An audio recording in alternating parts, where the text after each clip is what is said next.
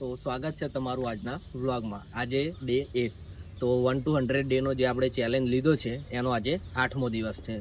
તો આજનો વ્લોગ આપણે ચાલુ કરીશું। ચલો, તો તમને ખબર જ છે કે દિવાળી આવી ગઈ છે। હવે માત્ર ને માત્ર દિવાળીના 10 જ દિવસ બાકી છે। તો તમે પણ તમારા ઘરના ફેમિલી માટે, નાના બાળકો માટે અલગ અલગ વસ્તુની ખરીદી કરશો। નવા કપડાં છે, ફટાકડા છે અને તમારા ઘરને શણગારવા માટે પણ તમે નવી નવી વસ્તુઓની ખરીદી કરશો। તો તમે દિવાળીની શોપિંગ માટે મોટા મોટા મોલમાં જશો, ત્યાંથી શોપિંગ કરશો, મોટી મોટી દુકાનોમાં જઈને શોપિંગ કરશો।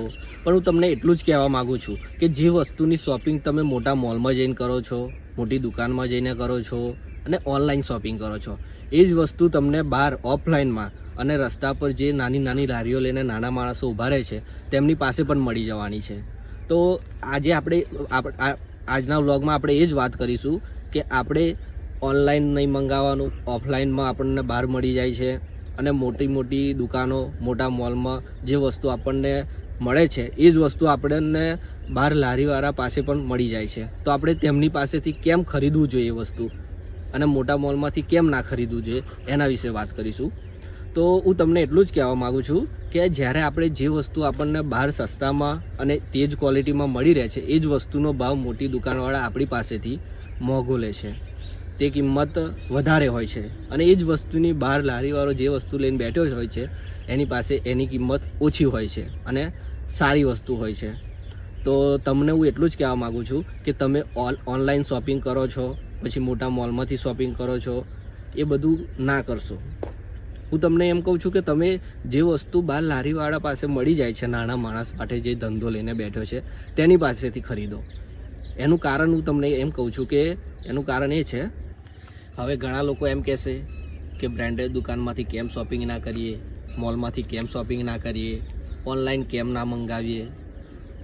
હવે ઘણા લોકો એવું કહેશે દિવાળી વરસમાં એકવાર આવે છે તો મોંઘી મોંઘી વસ્તુની ખરીદી તો કરવી જ પડે ને, કેમ ના કરીએ, કેમ ના કહો છો? તો એનું કારણ એ છે કે મોલમાંથી તમે શોપિંગ કરો છો, ઓનલાઈન મંગાવો છો, એમની પાસે તો પહેલેથી પૈસા જ છે જ, એમની દિવાળી તો સારી જ જવાની છે। પણ તમને ખબર છે કે રસ્તા પર લારી લઈને જે વ્યક્તિ ઊભો રહે છે, નાનો માણસ, તેને એ વસ્તુનું વેચાણ થશે, તમે ખરીદશો તો જ એની દિવાળી સારી જશે।